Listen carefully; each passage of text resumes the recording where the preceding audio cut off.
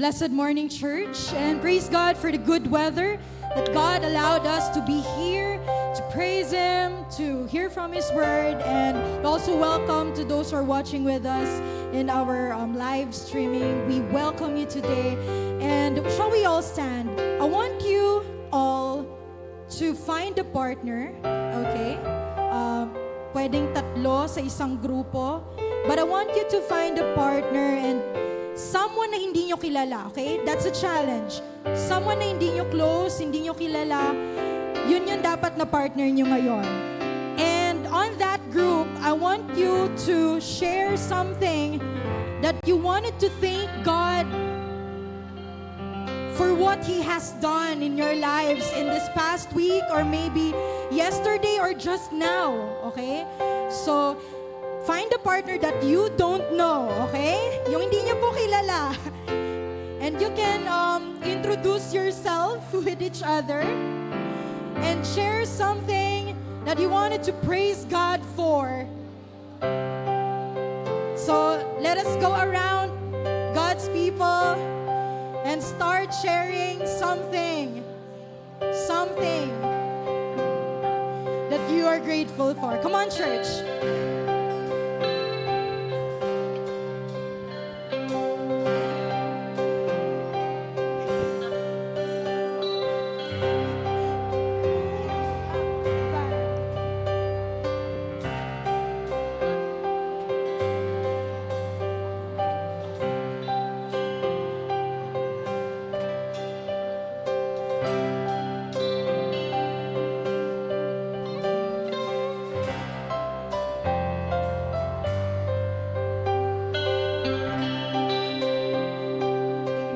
Wonderful to see people sharing something that God blessed them with.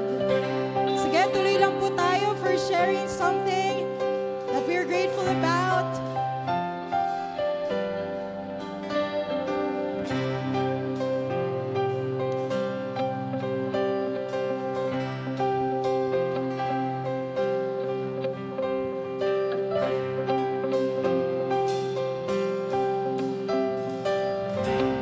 Newcomers, you may find your partner to share something that you're thankful to God for.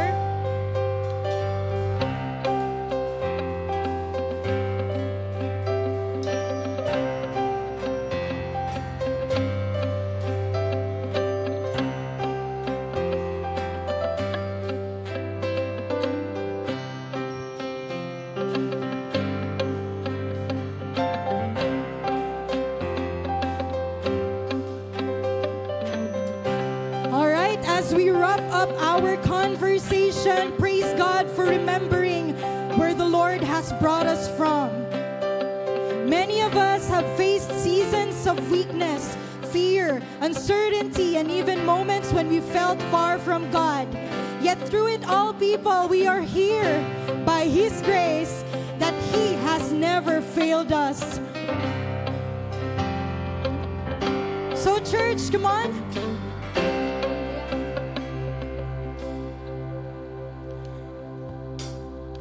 I invite you all to sing with us today as we celebrate God's greatness. Not because of our own strength that we are here, but because of God's faithfulness. He has carried us, restored us, forgiven us, and given us new life in Christ. And as we sing, church, let our gratitude overflow, not just for what God has done, but for who is. Let's clap our hands, church, and you may also raise your hands. Let's praise our God, for He deserves this. Wandering into the night, wanting a place to hide this weary soul, this bag of bones. I tried with all my might, but I just can't win the fight. I'm slowly drifting, a vagabond. And just when I ran out of road, I met a man I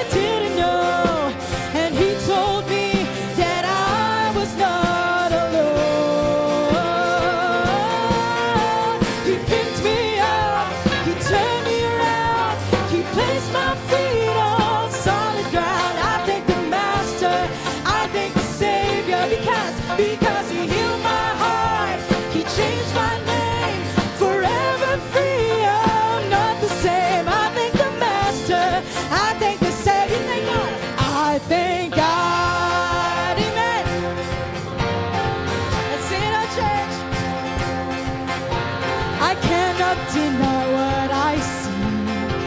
Got no choice but to believe. My doubts are burning like ashes in the wind. So long to my old friends, burdened and bitterness, and to the rest of my sin. No, you ain't welcome here. From now till I walk the streets of gold, I'll sing of how you saved my soul. This wayward son has found his way back home. We found our way back home, church, and sing it out.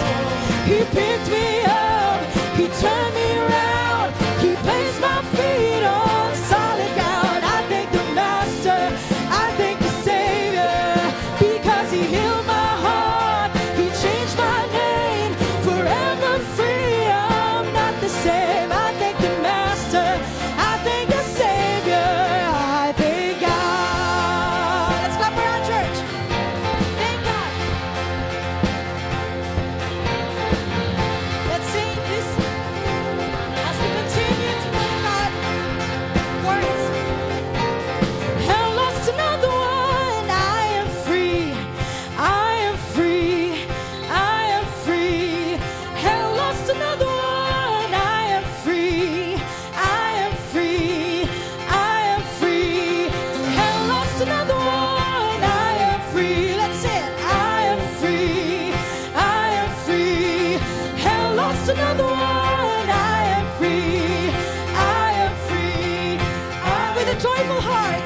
Hell lost another one. Thank you, Lord. I am free. Oh, I am free. Oh, I am free. Hell lost another one. I am free. I am free. I am free. Hell lost another one. I am free.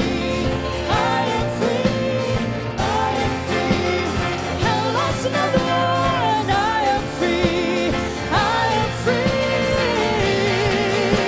You picked me up, you turned me around, you placed my feet on solid ground. I thank you, Master, I thank you, Savior, because you healed my heart, you changed my name, forever free. I'm not the same. I thank you, Master, I thank you, Savior.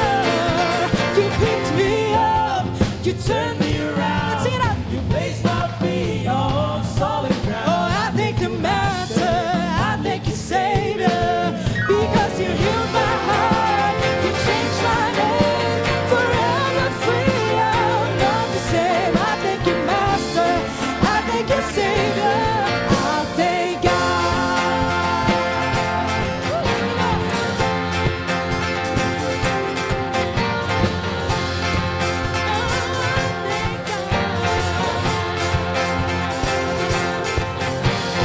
Amen. Let's give a clap offering to our God, for He saved us, for He freed us from our sins. That's why we are here. That's why we are here singing. That's why we are here opening our hearts, offering our hearts, because this is our praise. This is our song. Hell lost another one. I am free. I am free. I am free. Hell lost another one. I am free. Oh, I am free. Thank you, Jesus.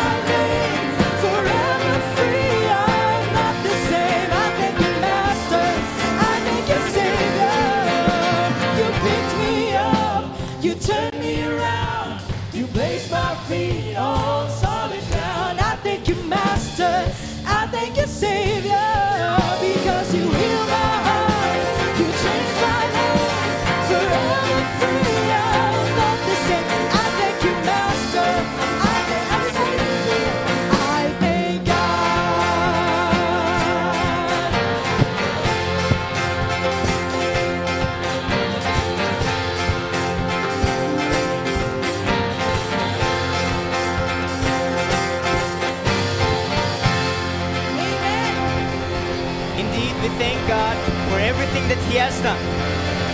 We thank God for the salvation that He has given us through Jesus Christ. And we thank God not just because of the salvation that He gave us, but also because of His faithfulness every single day of our lives. Church, why don't you join me as we continue our praise and worship this morning through our responsive reading.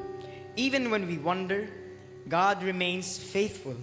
His love never fails, and His mercy is new every morning. Church, We confess that we have fallen short and turned away, yet God calls us back with grace and compassion. When we were weak, Christ carried our burdens. When we were lost, He became our shepherd and Savior. though we were dead in sin, God made us alive in Christ. By His mercy, we are forgiven, restored, and renewed. The Lord restores what was broken and heals what was wounded. He gives beauty for ashes and hope for despair. All together, church. Thank you for loving us even when we have been unfaithful. Thank you for never giving up on us and for restoring our hearts through Jesus Christ. We were dead in our sins, but you have made us alive in Christ. Teach us to die to our old ways and live fully for you each day. Renew our minds, strengthen our faith, and help us walk in obedience and love. May our lives reflect on your grace and faithfulness. Amen.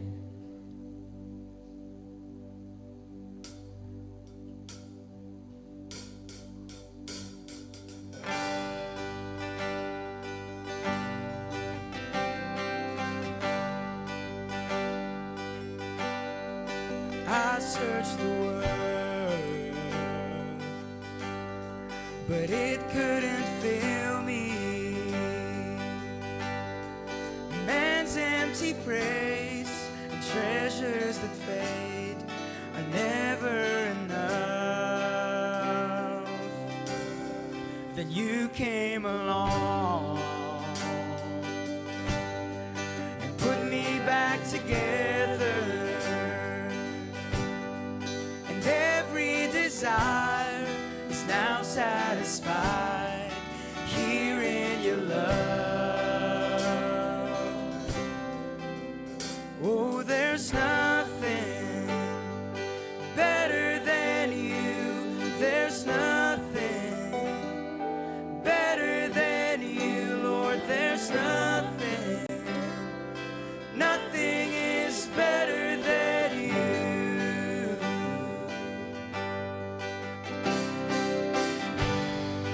I'm not afraid to show you my weakness, my failures and flaws. Lord, you've seen them all, and you still call me friend. 'Cause the God of the mountain is the God of the valley.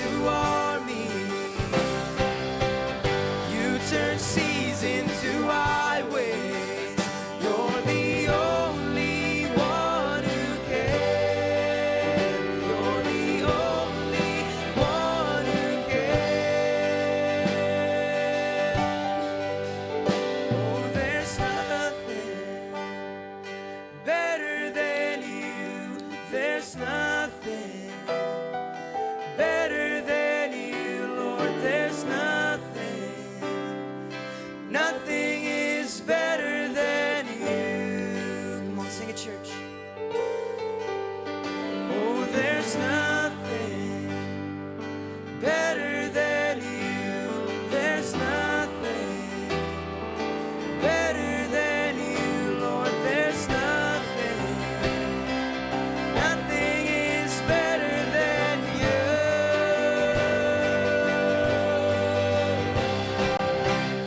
You turn mourning to dancing. You give beauty for ashes. You turn shame into glory. You're the only one who can. You turn graves into gardens. You turn bones into armies. You turn seas into highways. You're the only one who can. You're the only one who can.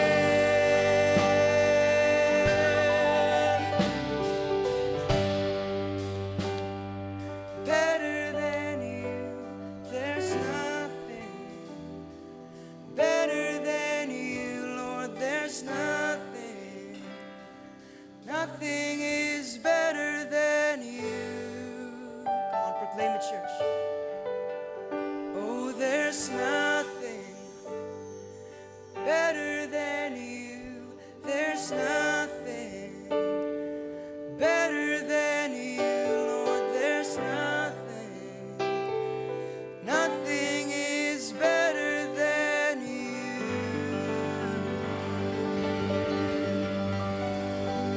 As we continue to be present in the Lord,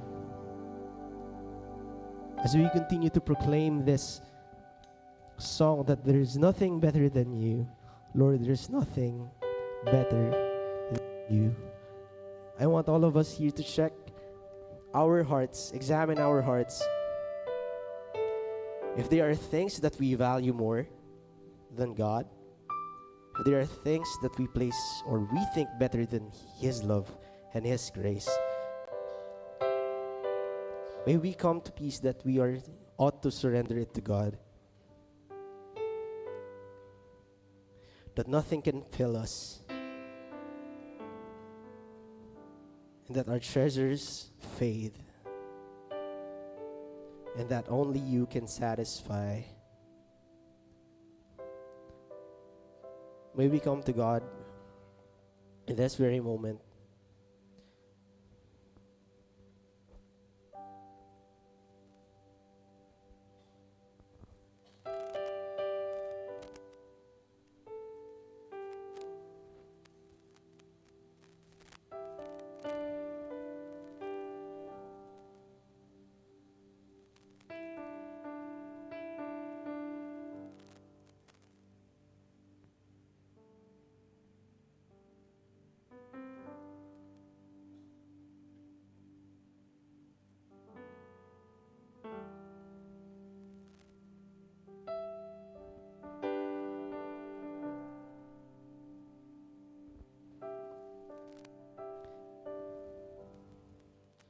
Lord, we come with this time, we just thank you, and that no words can ever compare to what you have done for us, for turning our shame into glory, for renewing us, for restoring us,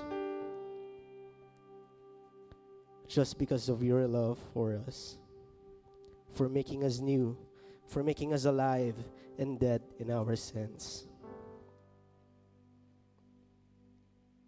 May we offer up our lives as a living sacrifice and to live fully for you. We just commit to you the entirety of this service, that we will be continually renewed by you in every day, and that we may be able to seek you in our everyday lives and to proclaim that there is nothing better in this world but you. We commit to you everything for this day, and all God's people say, Amen. We may now take our seats.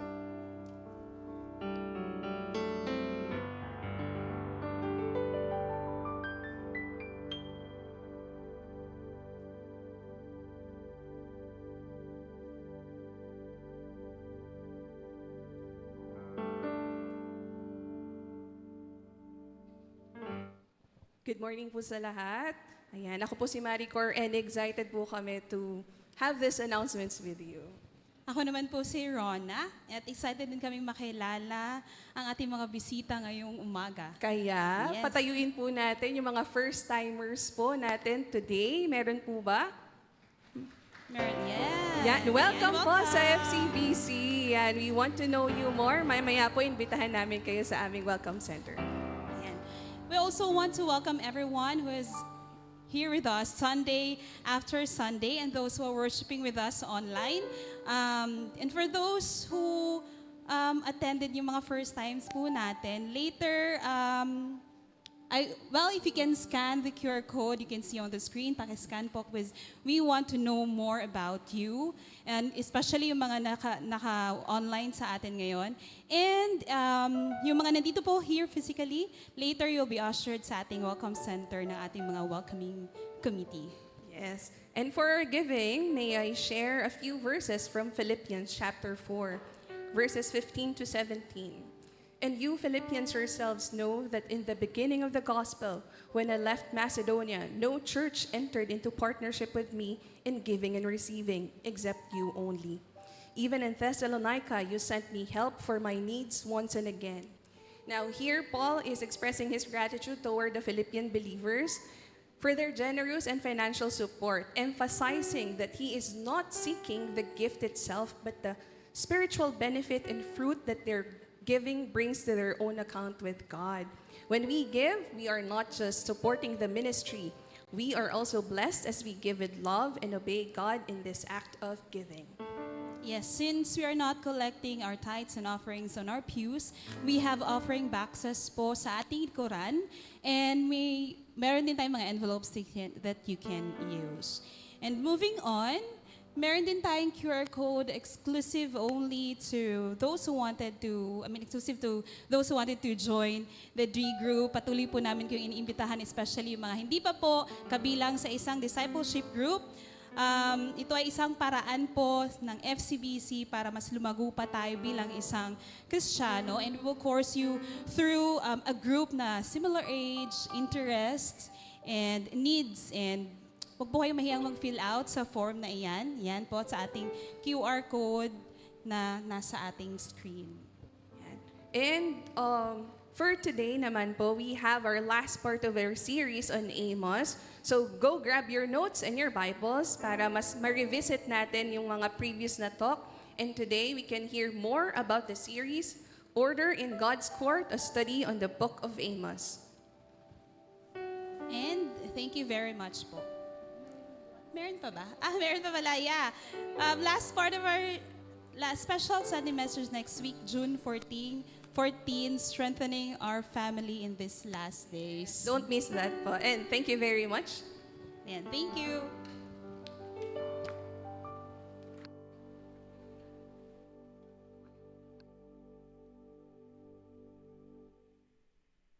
And greed prevails. People cry in silence. Oppression rises. The Lord sees. He hears. He responds. The Lord enters the courtroom, the rightful judge, to bring chaos into order, to call out the unjust, and restore what is right. Order in God's court. For the Lord is judge of all nations. He reigns. He is righteous. He is supreme.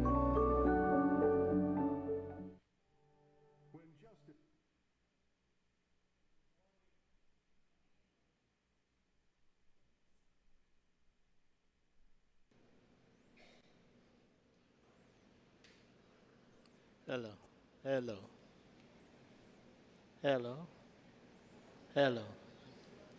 Magandang umaga po muli Lalo-lalo na sa ating mga nasa online and those first-timers na narito ngayon. Today, this first Sunday of June, ang bilis ng panahon mga kapatid. Tatalakayin natin ang pinakahuli, or last, I should say, last sermon on our series on the book of Amos. But definitely this would not be the final sermon, as we would be going back to Amos from time to time, because I personally am so blessed in studying the book of Amos. In fact, truly indeed, study bibliology, that the Bible is the inspired, written revelation of God.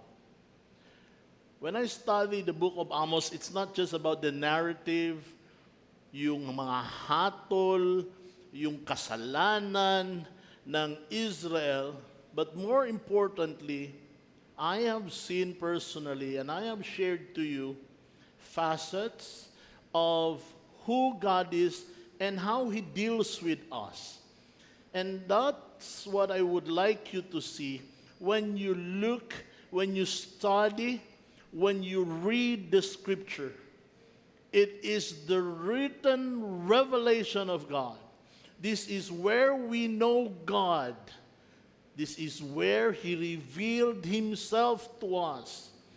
While it is also important and true that there is a personal experience, knowledge coming from personally experiencing God, but this personal experience should be aligned with what the scripture is saying.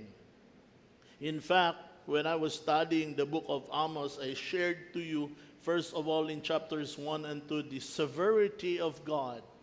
Ang Diyos ay hindi natin pwedeng na isipin na puro lang siya pagmamahal.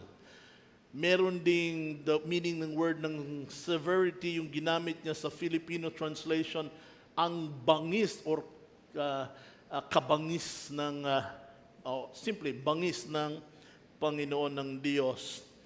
When I tackled chapter 4, we find when God disrupts, this is how God deals with us. There's also the topic when God relents. Last Sunday, when God becomes silent. And today, when God restores. We are still on the last part, on the last section, third and last section of the book of Amos, chapters 7 to 9. And right now we are on chapter 9, the last chapter. And first 10 verses, verses 1 to 10, speaks about the Lord at the altar. Now this, the Lord of the altar, is still part of the vision of judgment ni Amos, wherein the first vision was the locust, the fire, the plumb line, last time the summer fruit, and today the Lord at the altar. But we will not be dealing about the visions of judgment. Rather, we will go to the last, to the end of the book, wherein it talks about hope for Israel. And we would have the opportunity today to read Amos chapter 9, verse 11 to 15. Amos chapter 9, verse 11 to 15. I'll be reading verse 11. You read verse 12, so on and so forth. Amos chapter 9, verses 11 to 15. As I've said, verses 1 to 10 is all about the Lord at the altar, the last vision of judgment, and now the ending of the book. We start reading in verse 11. In the day I will restore the fallen house of David. I will repair its damaged walls. From the ruins I will rebuild it and restore its former glory.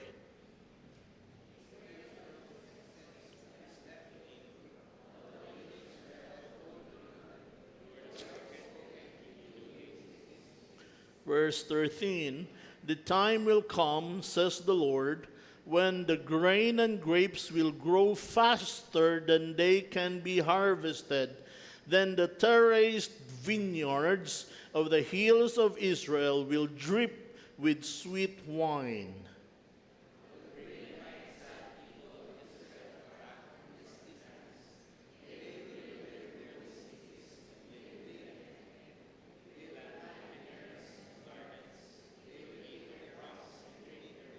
Together in verse 15, I will firmly plant them there in their own land. They will never again be uprooted from the land I have given them, says the Lord your God. May God bless the reading of His holy word. Let us pray. Father God in heaven, once again we come to you. In ourselves, we would never understand spiritual things. And so we need the ministry of the Holy Spirit to help us understand these things. Lord, cover me behind the cross of Calvary. And may you be the one to speak to your people, to your children, members of Fellowship Center Baptist Church, and to all those who are listening right now in online. I just pray, Father, that you would bless your words. It will not return to you void, but rather it will accomplish its purposes. This I ask in the precious name of our Lord and Savior Jesus Christ. Amen. Ang aklat ni Amos ay kilala. 8.5 verse o chapters. Kilala sa mensahe ng hatol ng Diyos dahil sa kasalanan at kawalan ng katarungan sa buong bansa ng Israel. Ngunit, sa huling bahagi, yung binasa natin, Amos chapter 9, verse 11 to 15, biglang nagbago ang tono.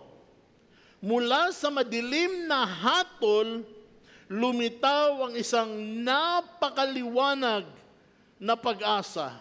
Mula sa hatol, tungo sa pag-asa. Ladies and gentlemen, let me welcome you this morning to this Sunday's message, From Judgment to Hope, when God restores.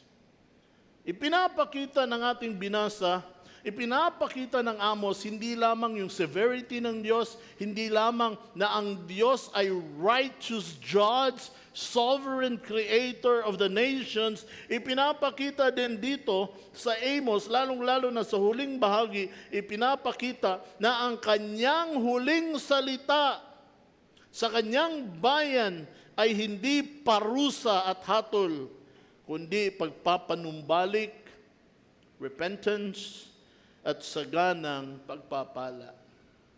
Repentance and blessing. That means restoration. Mga kabatid, makikita natin na napakaganda ng plano ng Diyos. Yung ending ng chronology ng meta-narrative ng Diyos ay hindi nagtatapos sa hatol, parusa. Hindi po nagtatapos sa tribulation period. Ang pagtatapos po nito ay ang kwento ng restoration. Even as we look at the meta-narrative, kung titignan natin, creation, fall, redemption, and glorification or restoration. Napakaganda ng teolohiya na ito, mga kapatid, especially sa atin na tayo po ay taong makasalanan. We are described to be sheep who are gone astray, who loves to walk away from God. The first thing na gusto kong i-share sa inyo, tatlong bagay sa linggong ito patungkol sa when God restores from judgment to hope. Number 1, truth about God's restoration. When God restores what sin has broken. God restores what sin has broken. Amos chapter 9 verse 11, in that day, Hindi pa nangyayari, kasalukuyan pa na laganap ang kasalanan ng Israel, andun ang impending na hatol ng Panginoon, hindi pa umatol, impending pa lang ang hatol, ngunit sinabi na ng Panginoon, in that day, I will restore the fallen house of David. I will repay its damaged walls. From the ruins I will rebuild it and restore its former glory. Tingnan natin sa Tagalog, mga kapatid. Sabay-sabay nating basahin. Amos chapter 9 verse 11. Sa Filipino, sa ating lingwahe. Ready? Begin. Sa araw na iyon,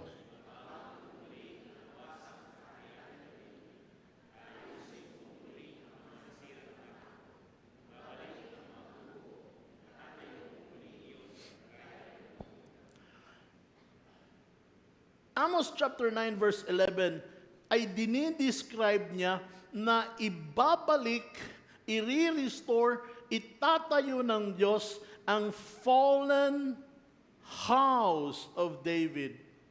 That's the New Living Translation. But if you would go back to King James Version, it was talking about a booth of David. Now itong booth, ang Tagalog sa booth ay kubol. Yun bang kapag merong fairs sa school, gumagawa tayo ng booth, and it signifies in the Old Testament during the time of Moses, the tabernacle. The tabernacle is not something like a building like this, but it was a tent. Tent siya. Kaya ang tawag sa kanya, booth, tabernacle.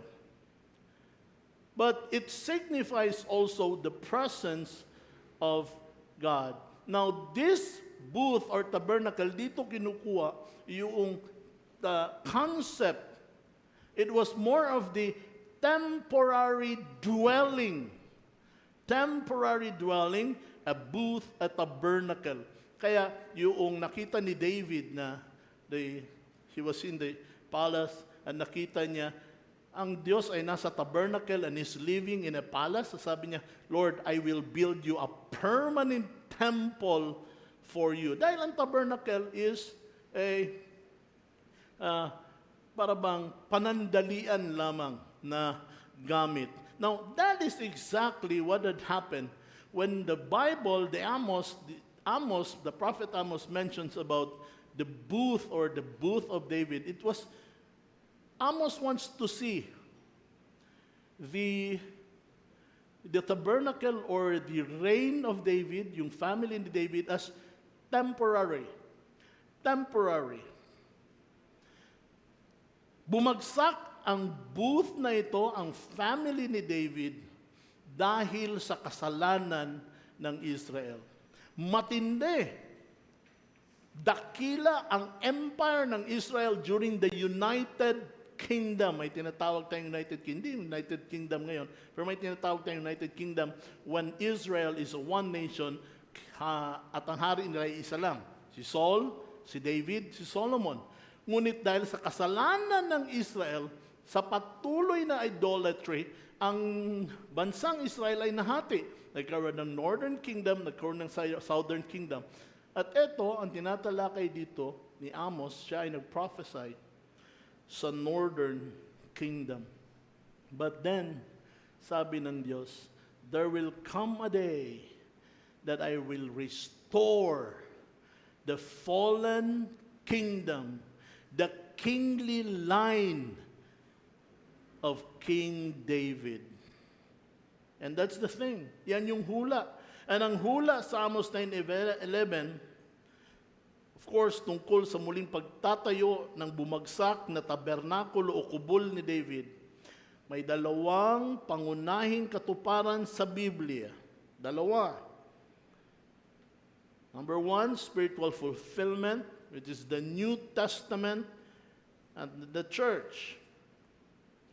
And the fulfillment can be found in Acts chapter 15, verse 13 to 19, in which doon sa Jerusalem Council, the first council, meron tayong maraming council, Council of Nicaea, Council of Constantinople, but the first council of the church, which is in the Council of Jerusalem, taasang sinabi ni Apostol Santiago, ni James, ang hula ni Amos upang patunayan na plano talaga ng Diyos na isama ang mga hentil sa kaligtasan. Acts chapter 15, verse 15 to 18. And this I read.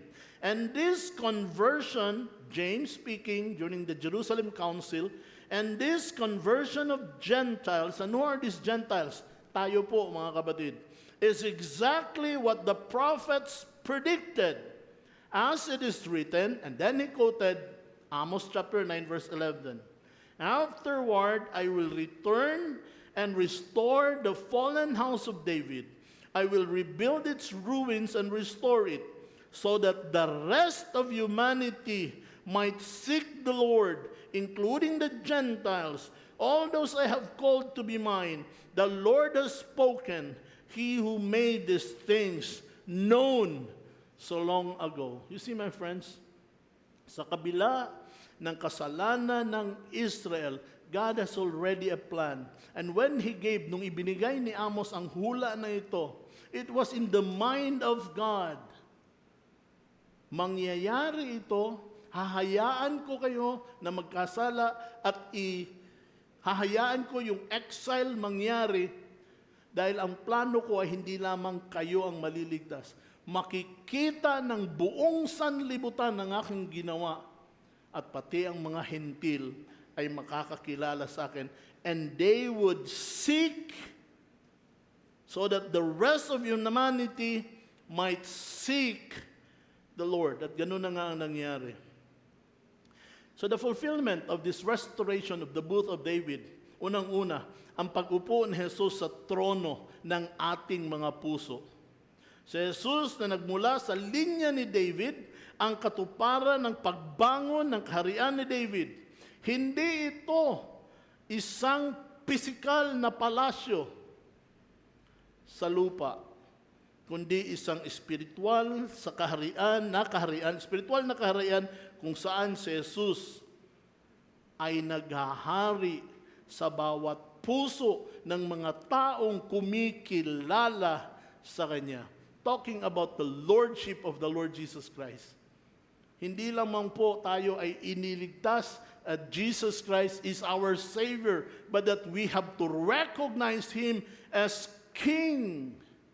Because that is what the Scripture is telling us. Hindi po natin pwedeng paghiwalayin na siya po ay ang ating tagapagligtas, ngunit hindi po siya hari ng ating buhay. That's the point. At sinasabi din doon yung phrase, and I will repair the ruins. And he was talking, James explained that Prophet Amos was speaking about pagkumpuni sa mga sira. Repair of the ruins ay nangyari nang buksan ng Diyos ang pinto ng kaligtasan para sa lahat ng bansa sa pamamagitan ng pananampalataya kay Kristo. Ang mga Hudyo at Hentil ay pinag-isa sa loob ng iisang espiritual na templo. Ang tawag ay simbahan. The church. So the church, paulit-ulit kong sinasabi, ay hindi itong building. The church ay tayo. Tayo na pinag-isa ng Diyos. Walang mayaman, walang mahirap, walang healthy or masakitin. Every one of us is one. Our identity ay si Kristo. At tayo ay kabahagi ng tinatawag na simbahan. That's a fulfillment, first fulfillment. Tawag nila spiritual. Medyo parang may pag-spiritualizing, pero may basis because of of the book of Acts. But the second, the fulfillment of Amos chapter 9 verse 11, which is the physical and historical fulfillment, it is called the restoration of Israel during the millennial reign. Para sa maraming scholar ng Biblia, ang Amos 9, chapter 11 to 15 ay maroon ding literal na aplikasyon sa bansang Israel na magaganap sa pagbabalik ni Kristo, sinabi ko na nga, during the millennium reign of Christ. Si Jesus Christ, which is of the lineage of David, siya ay uupo na hari during the 1,000 years in the millennium reign of the Lord Jesus Christ. And during the time, Israel would be restored. They would marirepair ang kanilang mga ruins. Itatanim sila at ilalagay muli sila sa bansa, na kanilang bansa, at hindi na kailanman pa sila matitinag doon dahil si Jesucristo mismo ang magtatalaga sa kanila doon at si Jesucristo mismo ang hari during that time. Ngunit kung babalikan natin, medyo naging theological tayo doon, babalikan natin yung mensahe. Ang mensahe sa kabila ng idinulot na kasiraan ng kasamaan or kasalanan sa bansang Israel. Ngunit kung titignan natin, sabi ko kanina, ang ending ay hindi hatol.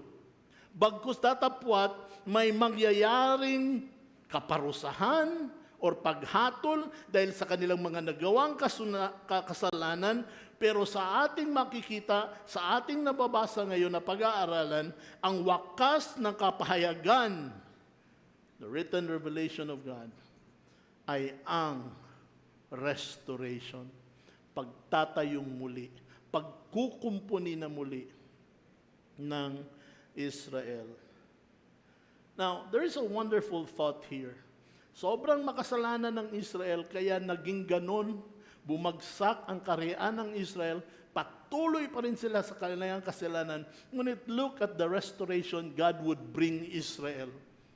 Paulit-ulit na sinabi sa verse 11, I will build, I will restore, I will repair, I will rebuild. Ang sinasabi ni Amos, hindi tayong mga Israel, hindi ikaw, hindi ako, hindi tayo ang magtatayo muli at magre-restore sa atin. Ang Diyos ang nangako, I will restore, I will repay, I will rebuild. Tingnan natin ito muli sa Tagalog, sa Filipino. Sa araw na iyon, ibabangon ko, aayusin ko, ibabalik ko, at itatayo ko. Mga kabatid, anong napansin ninyo? As you look at your life right now, let's go to our application. If you look at your life right now, probably you see your life being damaged ng kasalanan. And the world tells you to save face. So people sometimes nagbabayad pa sila ng tinatawag nating mga consultants for image repair or damage control. That's the thing, damage control. Pero sabi ng Diyos, anak, hayaan mong ako ang magbabalik, magtatayo, at magre-restore sa iyo. Hindi mo trabaho yan. Ang trabaho mo, ang responsibilidad mo, ay magtiwala sa aking pagkilos sa iyong puso.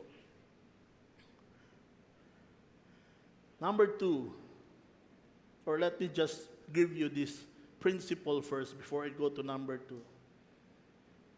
Kasi marami sa atin nag-iisip, pero pastor, wasak na yung buhay ko eh. In fact, pati yung pamilya ko dahil sa ginawa ko, nawasak na rin. Or dahil sa ginawa ng asawa ko, yung pamilya namin, nawasak na rin. Or dahil sa mga decision ko, di ako nakapag-aral and all of these things. Or probably you are looking back, dahil sa kasalanan ng mga magulang ko, ganito yung buhay ko ngayon, napapariwara kami, wala kaming identity, wala kaming sariling pamilya, nakikitira lang kami, kaya ano pa bang silbi ng buhay namin? And so this is really bothering you. At ramdam kita. But my friends, kaibigan, mahal na mga mananampalataya dito sa FCBC, ito yung tatandaan nyo. No ruin is too difficult for God to restore. Tandaan nyo po yan. No ruin is too difficult for God to restore. Whatever it is in your life na sinira ng kasalanan, past mo man, o nangyayari ngayon, the call is if you would repent, God will restore you. At walang malayo, walang mahirap. Kahit yung nakaraan mo, yung buhay mo na nakaraan, or probably sabihin mo, hindi na pwedeng ma-restore yung family ko, Pastor, kasi ang dami ng sanga-sanga, may pamilya na rin sila. Probably just what you just need right now, yung kailangan mo lang is yung longing ng soul, yung mending of the heart. And God can heal your heart. Because no ruin that is brought about by sin is too difficult for God to restore. Number 2. God's restoration goes beyond salvation. God's restoration goes beyond salvation. Amos chapter 9 verse 13. The time will come, says the Lord, when the grain and grapes will grow faster than they can be harvested. Then the terraced vineyards of the hills of Israel will drip with sweet wine. Yes, God will restore the fallen booth of David, the fallen family of David, but that is not, hindi lang yon ang mangyayari mga kapatid. God would bless the land. Sabi sa verse 13, sinabi rin ni Yahweh, darating ang panahon, mag-aararo ang magbubukid habang nag-aani pa ang manggagapas at maghahasik na ng binhi ng ubas ang nagsasaka habang gumagawa pa ng alak ang mag-aalak. Dadaloy sa mga bundok ang bagong alak at masaganang aagos sa mga burol. Ano bang ibig sabihin nito? God's restoration goes beyond mere survival. When God restores, it is not just meant for us to survive. It brings supernatural abundance in our lives. Yung binasa natin sa Amos chapter 9 verse 13, it describes an agricultural scene, di ba? Pagtatanim. Pero ito yung sinasabi. Hindi pa natatapos mag-harvest. Ibig sabihin, napakadaming hina-harvest. Maaabutan na lang ng pagtanim. Ayun po ang punto. Hindi pa natatapos maggapas. Ayan na, magtatanim na kasi, di ba, panahon-panahon yan. May panahon ng pagtanim, may panahon ng paggagapas. There's a time to plant and there's a time to harvest. But the harvest is so abundant that it is now time to plant and yet hindi pa tapos ang harvest time because sobrang dami ng produce.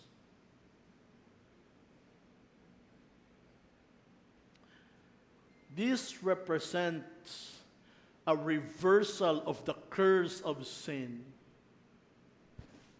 Ang kasalanan ay sumisira. Ngunit ang kabanalan at ang katutwiran na mahahanap sa Panginoong Jesucristo ay nagbibigay ng buhay, mga kapatid. Yes, sabi nga nila, masarap ang bawal. Pero sabi nga nila, panandaliang aliw habang buhay na kahirapan, mga kapatid. My friends, listen to this. If you are a Christian right now, kung ikaw ay isang Kristiyano mananampalataya na nandito ngayon, God did not save you just to merely survive. He infused you with overwhelming grace to thrive. Siguro hindi natin nararamdaman, ngunit binibigyan tayo ng umaapaw na biyaya ng Diyos para tayo ay hindi lang mag-survive sa Christian life, kundi para tayo ay maging successful, maging fruitful, maging successful in our Christian life. The third, God's final restoration is secured. When God restores, it is secured. It is secured. Amos chapter 9, verse 14. I will bring my exiled people of Israel back from distant lands, and they will rebuild their ruined cities and live in them again. They will plant vineyards and gardens. They will eat their crops and drink their wine. And listen to verse 15. I will firmly plant them there in their own land. They will never again, pansin nyo yan? They will never again be uprooted from the land I have given them, says the Lord your God. This does not, parang hindi na ito ganun ka radical ngayon kung papakinggan mo. But if you would go back to the time of Amos, this is something. Why? Gumagawa pa ng kasalanan ng Israel, lugmok pa sila sa corruption and injustices, merong impending na hatol na paparating na sila ay sasakupin ng Assyria, and yet God already had given them hope. I will bring you back to this land at hindi na kayo matatanggal pang muli dyan. Ganun katindi. I just think about my salvation, mga kapatid. Pag iniisip ko yung salvation ko, hindi pa ako ipinapanganak. Hindi pa ako gumagawa ng kung ano pa mang kasalanan. And yet, according to Ephesians chapter 1 verse 3, I have already been chosen by God before the foundation of this world that I would experience this salvation coming from God. And that is the sorrow story of each one of us. Kung tinitignan mo, wala ka ng pag-asa dahil ang laki ng nagawa mong kasalanan sa harap ng Panginoon. My friends, there is hope. Because before pa nagawa mo ang kasalanan na yan, alam na ng Diyos at ibinigay na niya ang Panginoong Jesucristo para mamatay sa krus ng Kalbaryo bilang solusyon dun sa mangyayari. And that is the grace of God in us. And God, that gives us the assurance, ang kasiguraduhan doon sa restoration na plano ng Diyos para sa atin. And His restoration, kung titignan natin ang kanyang promise sa Israel, God's promise, permanent restoration and intimate covenantal love. He promises to replant His people in their land, promising they will never again be uprooted. At ito ay tumatalakay, nananawagan sa matinding malalim na pangangailangan ng ating mga kaluluwa. Nagbibigay ng kasiguraduhan na kung tayo ay na kay Kristo, ang ating spiritual security and assurance, it is absolute. And this I leave you. When our faith is genuinely in Christ Jesus, our spiritual security is absolute. Walang pwedeng mangyari na iyong kasalanan or ang inyong kaligtasan ay mawawala pa. That doesn't mean doon sa mga sumasalungat doon sa once genuinely saved, always saved. Eh pagka ganun, di merong lisensya na gumawa ng kasalanan. Ngunit ang tunay, genuine na nakakilala sa Panginoon, genuine na ligtas, ay hindi ganun ang kaisipan. Dahil ang tunay na tao na merong tunay na kaligtasan, naiintindihan niya na siya ay iniligtas mula sa kanyang kasalanan at merong ngayong pagkamuhi sa kasalanan. At kung maaari lang, iiwasan niya ito at all cost. And that's why we can say, once genuinely saved, tunay, totoo, hindi peke yung kaligtasan, merong assurance. Maraming nagsasabi dito, marami pang naguguluhan, may mga nakakausap ako, siguro bagong mananampalataya, naguguluhan pa na, totoo ba talaga na may assurance of salvation? Or in some other term, spiritual certainty of salvation. Yes, not because you are good, but because the one who's holding you has promised. Now, let me share to you, Charles Stanley, a pastor at Atlanta, in his article, Your Conviction About Eternal Security, published ito sa kanyang website, sermons.love, June 14, 2017. Basahin ko and I will try to explain to you. Eternal security, yung kasiguraduhan sa ating kaligtasan, is God's unbreakable guarantee, hindi mababali na kasiguraduhan mula sa Diyos. Once truly, you say the word, it's not just once saved, always saved. It is truly saved or genuinely saved by grace to faith in Christ's finished work. Salvation is forever possessed and cannot be lost. Hindi na po ito mawawala sa isang taong tunay nanampalataya sa Panginoon. Dinagdag pa niya, salvation isn't earned. Hindi ito na pagtatrabahuan or kept by works na dahil tayo ay mabait o gumagawa ng mabuti, but by God's mercy sa pamagitan lamang ng awa ng Diyos at sa dugo ni Kristo na nabubo sa cross ng Kalbaryo. Now listen to this. Ito dito nagkakaproblema lahat ng tao. Paano, pastor, kung nagkasala akong muli? Sabi niya dito, sin brings loving discipline. Kung ikaw ay tunay na anak ng Diyos at nakagawa ka ng kasalanan, didisiplinahin ka ng Diyos. There's what we call chastisement. Not lost of salvation. Kapag ikaw ay tunay na Kristiyano, hindi mawawala ang iyong kaligtasan dahil nakagawa ka ng kasalanan. Ngunit, expect mo, merong consequence as a result of discipline and chastisement ang iyong kasalanan.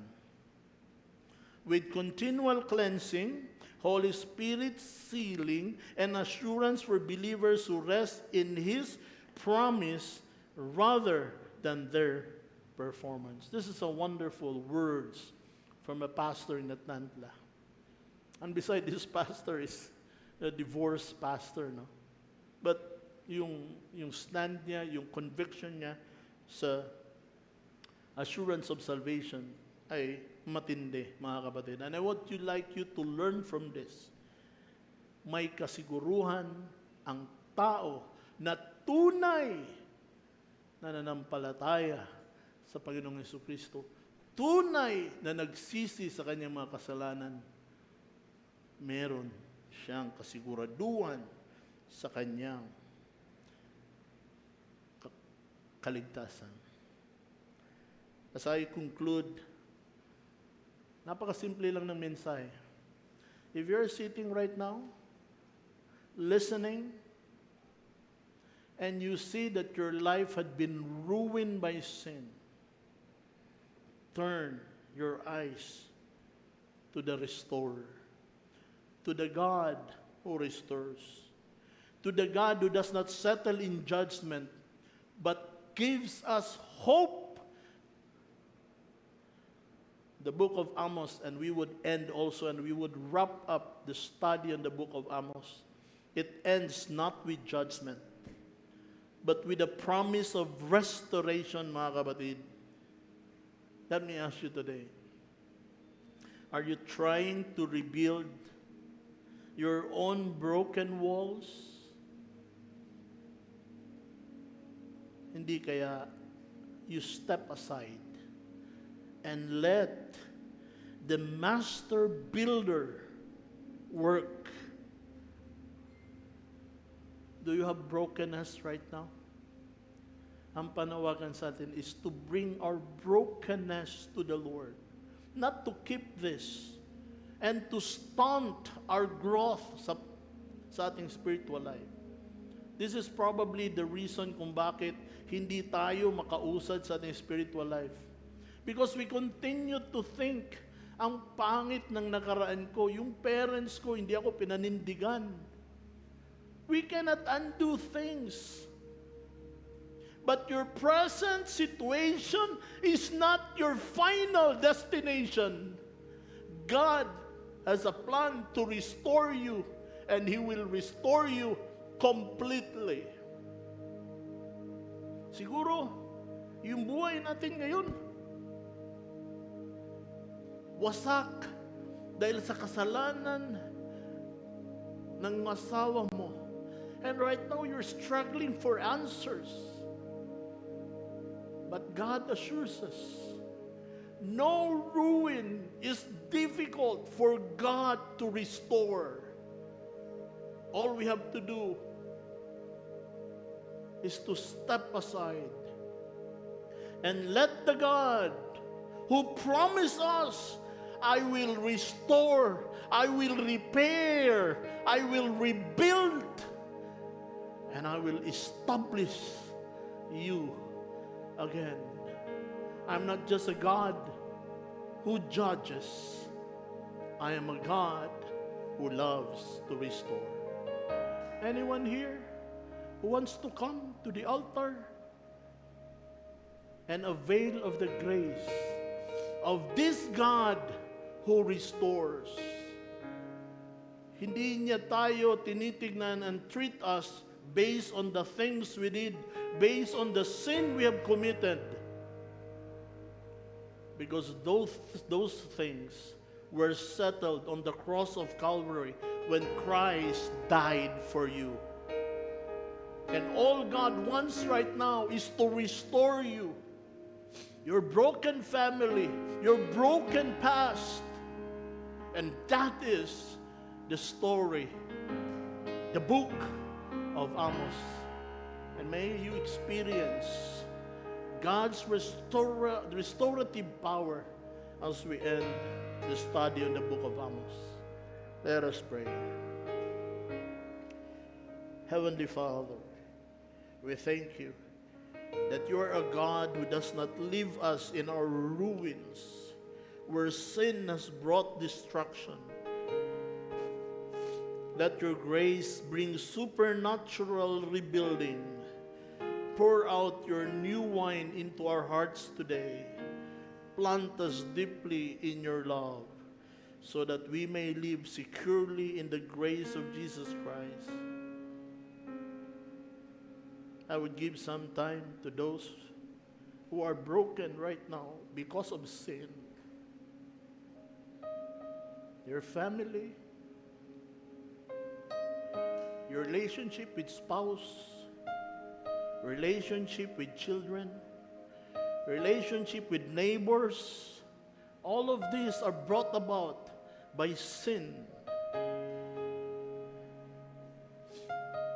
And the altar is open para sa lahat ng mga tao who would come forward and say and tell the Lord, Lord, I need to be restored.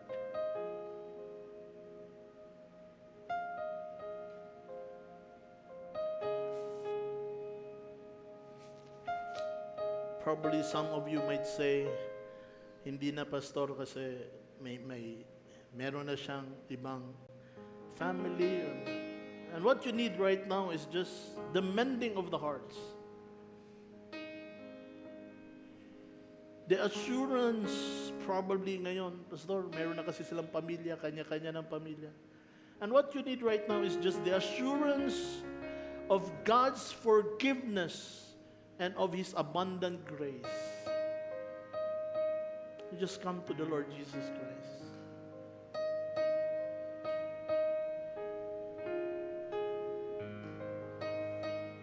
Father God in heaven, all of this is in your power.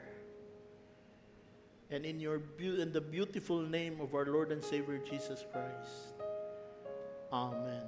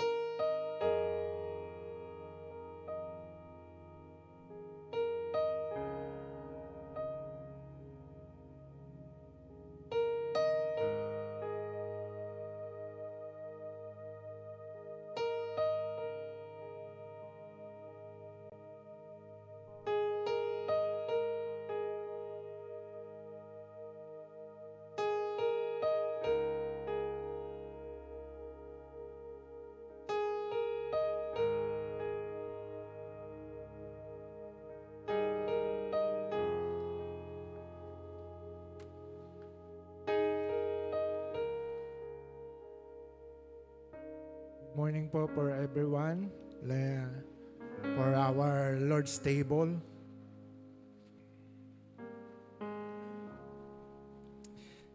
The biblical meaning, remembrance, the bread represents Christ's broken body, and the cup represented His shed blood, which established the new covenant for the forgiveness of our sin. Fellowship and unity, as Paul notes in 1 Corinthians 10:16-17, sharing the bread is a physical symbol of unity among believers as one body in Christ. Self-examination, believers are instructed to examine their hearts, motives before partaking, so that they do not eat and drink in an unworthy manner. 1 Corinthians 11:27-29. Anticipation, the practice in a continuous forward-looking memorial that anticipates the return of Christ and the ultimate heavenly banquet with Christ in Matthew 26:29. Before we partake the bread and the cup, let us take a moment of examine our heart before the Lord. Take this time up to pray silently before the Lord. Confess any sin, seek His forgiveness, and surrender your hearts to Him. If there our relationship that need to reconciliation, commit to pursuing peace and restoration.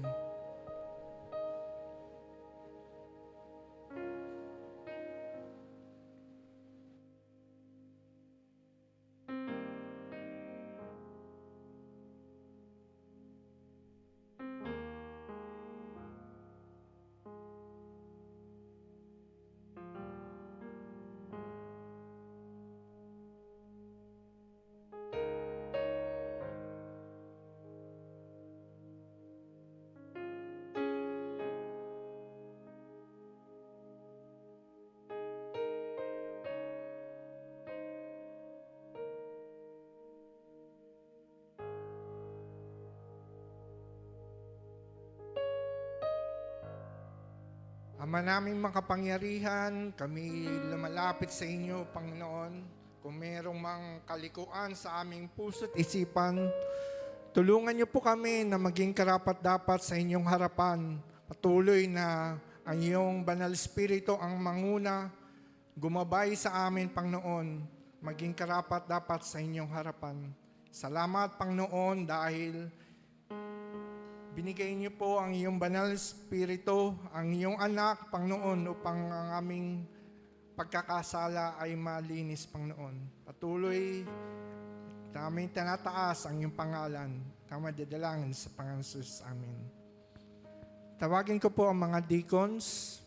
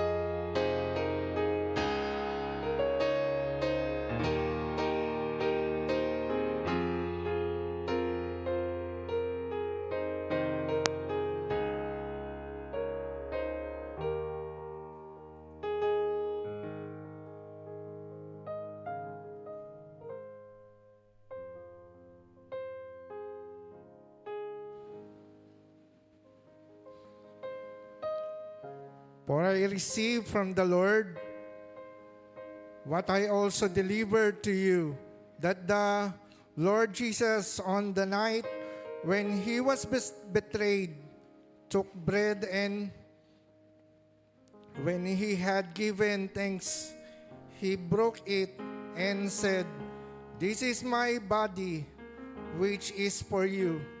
Do this in remembrance of me." Let's partake it.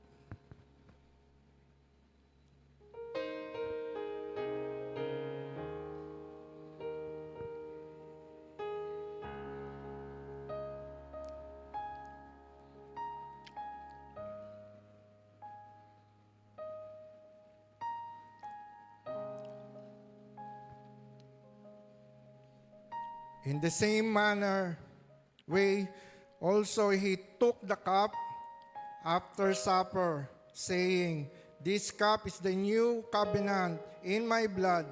Do this as often as you drink it in remembrance of me."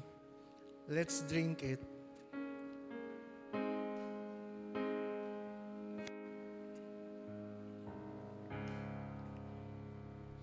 For as often as you eat this bread and drink the cup, you proclaim the Lord's death until He comes.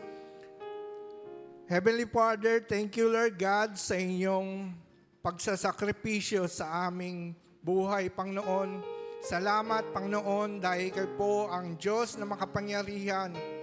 Hindi kami karapat-dapat sa inyo, Panginoon, sa inyong pagpapahirap na amin, na ninyong dinaranas, Panginoon, upang ang aming buhay maging karapat-dapat, Panginoon. Salamat dahil ang iyong katawan, ang iyong dugo, ang naglinis sa aming mga pagkakasala, Panginoon. Salamat dahil kayo po ang Diyos na makapangyarihan. Kayo po ang tumubos ng lahat ng mga taong nagkasala, Panginoon. Salamat at namin didalangin sa Panginoon Jesus. Amen. Haba pong kinukuha ng mga deacons po yung mga kupita, ay kalinsabay nito yung pagkolekto ng mga benevolent plant funds na ating ibibigay sa mga kapatiran na nangangailangan.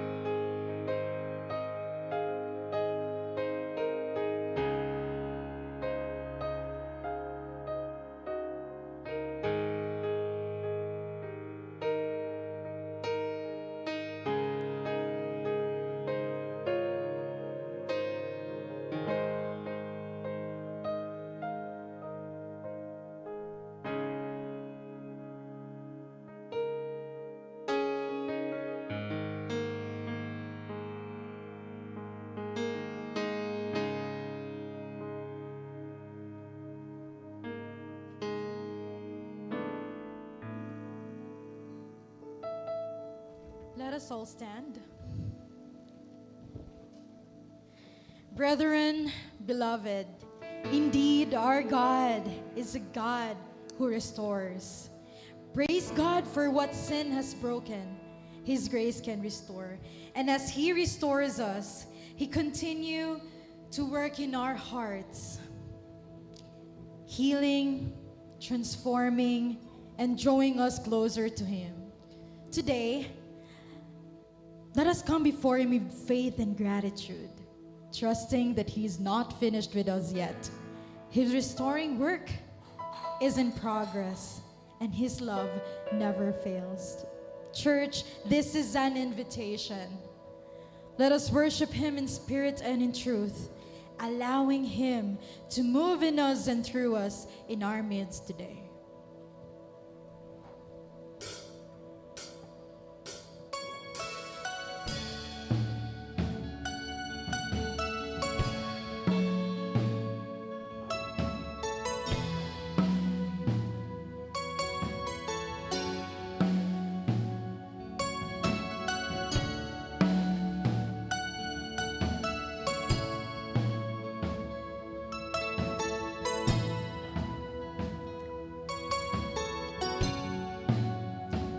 You are here, moving in our midst.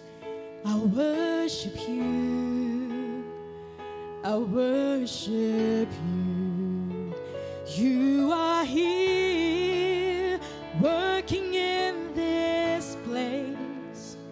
I worship you. I worship you. Let's sing it out together, church. You are here, moving in. We worship you, oh God, today. I worship you. We come to you with our open hearts. I worship you. We sing this song to you. You are here, working in this place. I worship you. I worship you. You are waymaker, miracle worker, Promise keep, light in the darkness. My God, that is who you are. with our hands lifted, church. Waymaker, miracle worker, promise keeper, light in the darkness. My God, that is who you are. You are here, touching every heart.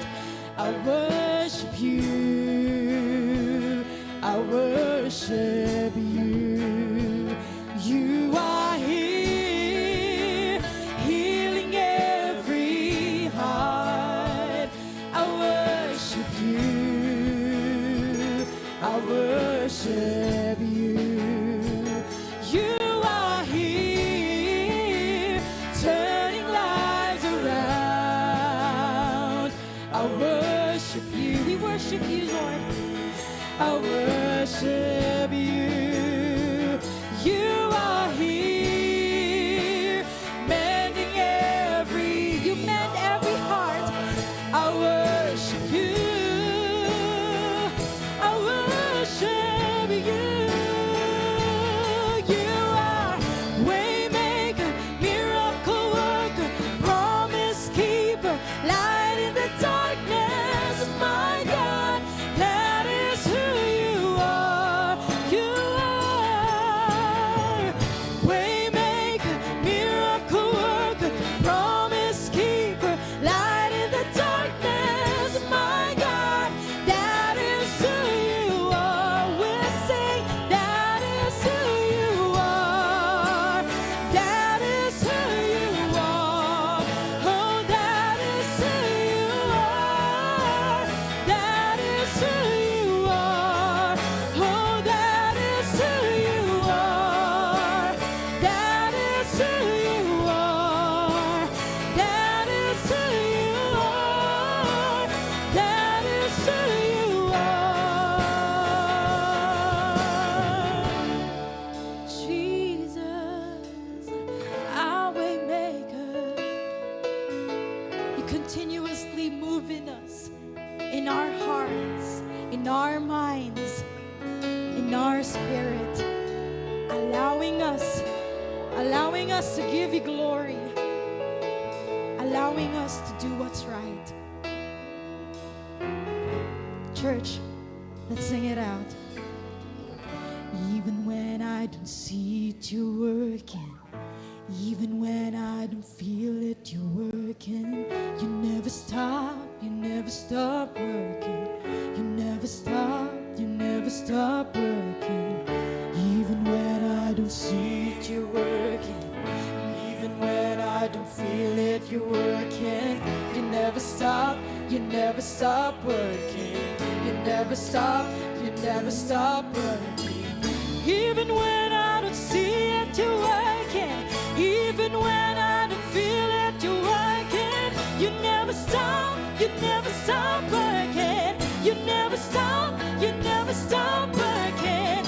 Even when I don't see it, you're working. Even when I don't feel it, you're working. You never stop working. You never stop working.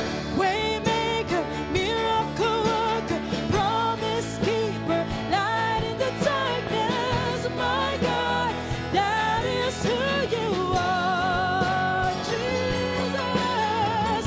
Waymaker, miracle worker, promise keeper, light in the darkness. My God, that is who you are. You are.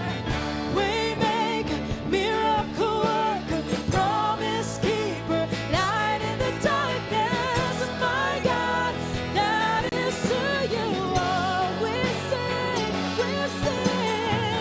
Waymaker, miracle worker, promise keeper, light in the darkness. My God, that is who you are. Oh, that is who you are. That is who you are. That is who you are. That is who you are.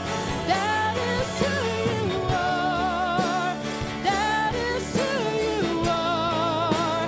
That is who you are. That is who you are. With open hearts, church,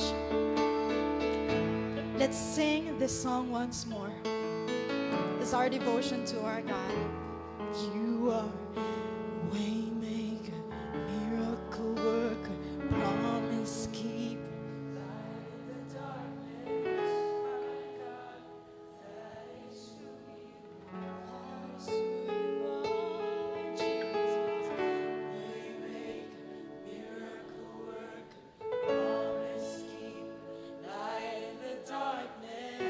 My God, that is who you are.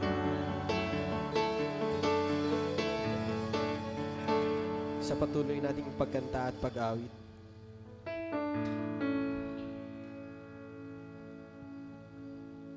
itaas natin ang ating mga puso sa Kanya.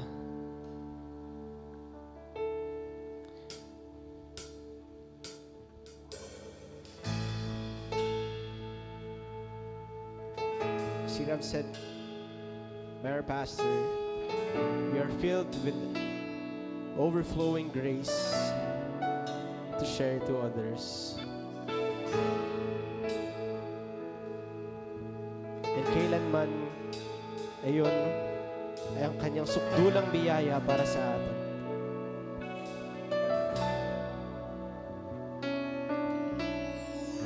Habang hindi karapat-dapat, pagkukulan ng haba at wagas mong pagsinta. Habang walang kakayanan, masuklian ka ng mabuti sa lahat mong ginawa. Yakap mo ako sa aking kaluhan, inibig mo ako nang di kayang tumulong. tumbasan.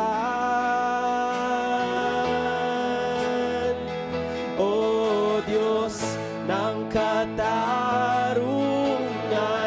at katuwiran na kahit minsa'y di nabahiran ang kabanalan, kalwalhatian. Salamat sa sukdulang biyaya mo. Patuloy nating awitin ito. Ang walang salang manunubos at tumako ng parusang nararapat sa akin. Anong habag natin sa Panginoon? Anong habag sa tulad ko? Ikaw at ang iyong katwiran, at ako'y patawarin. Iyakap mo ako sa aking karumihan. Inibig mo ako nang di kayang tumbasan. Iyakap mo ako sa aking karumihan. Inibig niya pa rin tayo nang di kayang tumbasan ng kahit sino man.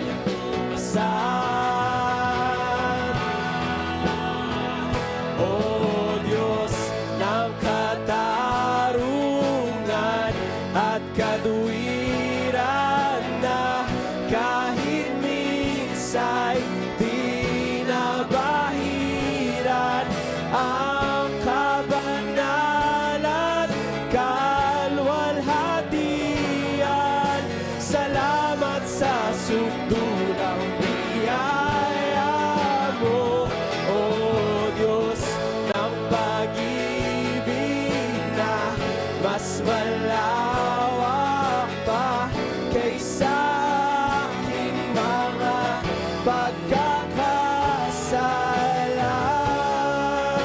Higit pa sa buhay ko, salamat sa sukdulang biyaya mo.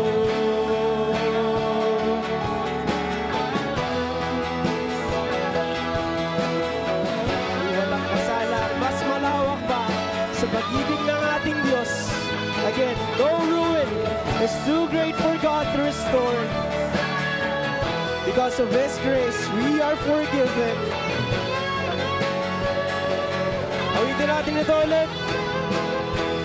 O Diyos ng katarungan at katuwiran na kahit minsa'y di nabahiran ang kabanalan, kalwalhatian. Salamat sa sukdulang biyaya mo, O Diyos ng pag-ibig na mas malawak pa kaysa aking mga pagkakasala. Higit pa sa buhay ko, salamat sa sukdulang biyaya mo.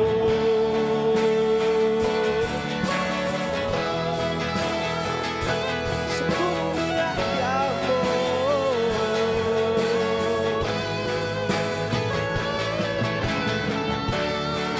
Kaway taas natin ating mga boses para sa Kanya, para kay Yahweh. Sa Kanya lahat. Hallelujah! O Diyos!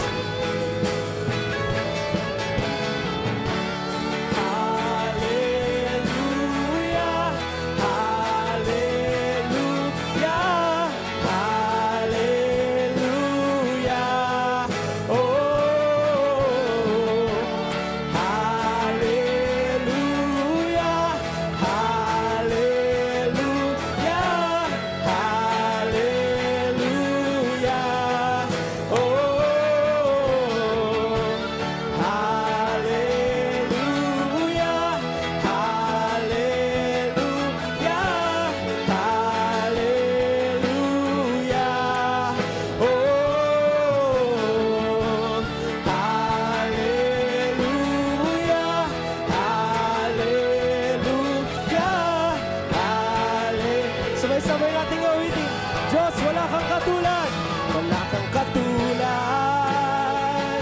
Wala nang higit sa'yo, wala kang katulad. Wala nang papantay sa'yo. Ikaw ang Diyos, noon pa man, hanggang ngayon, ngayon at kailanman. Sa habang panahon, wala kang katulad. Muli awitin natin, wala kang katulad. Wala nang hihigit sa'yo, wala kang katulad. Walang papantay sa'yo, wala nang papantay sa'yo. Ikaw ang Diyos, noon pa man, maging ngayon at kailanman. Sa habang panahon, sa habang panahon, sa habang panahon, wala kang katulad. Ulitin natin muli. Wala kang katulad.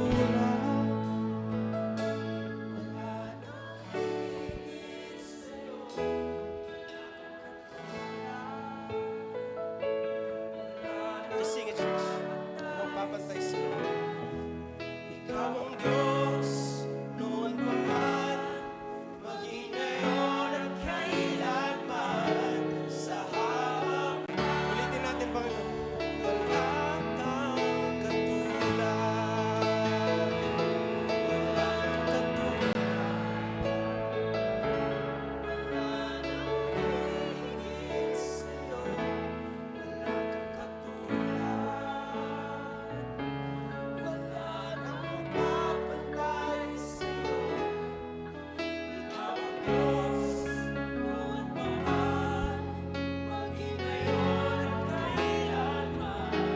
Sa habang panahon, sa habang panahon, sa habang panahon, sa habang panahon, sa habang panahon, wala kang katulad.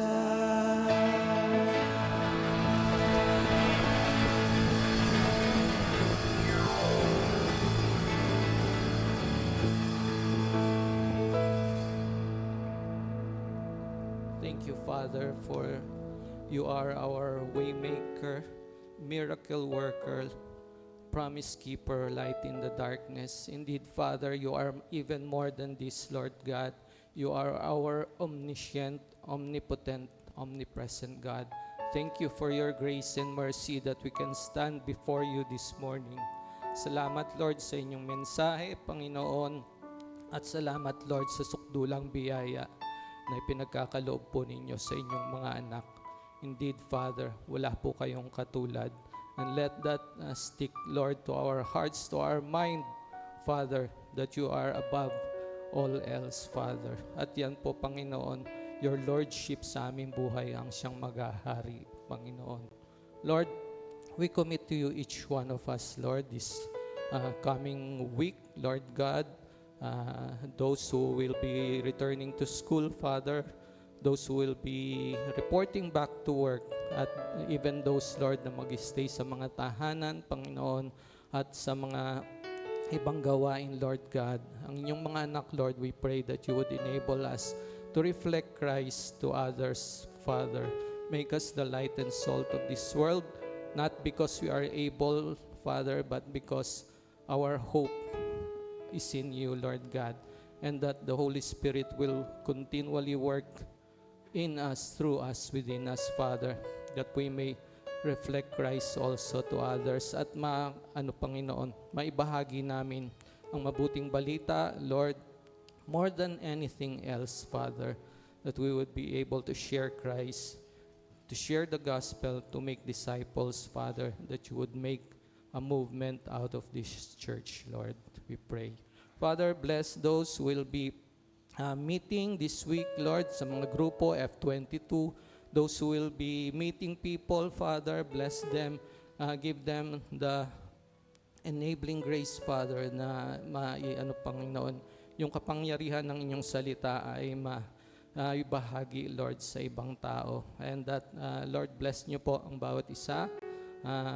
Make us successful, Lord. Give us success, Lord, not the success, Lord, that this world offers, but the success, the peace, Father, that only you can give us, Lord God.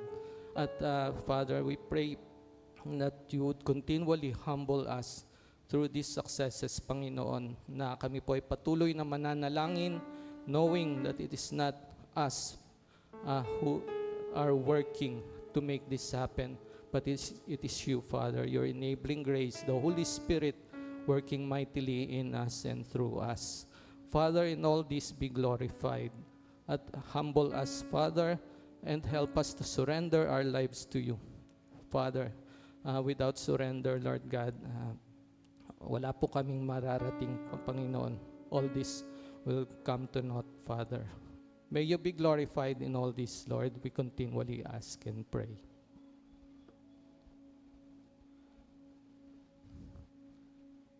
Idinadalangin ko rin kayo sa Diyos na siyang pinagmulan ng kapayapaan. Siya ang bumuhay sa ating Panginoong Yesus na ating dakilang pastol. At dahil sa kanyang dugo, pinagtibay niya ang walang hanggang kasunduan.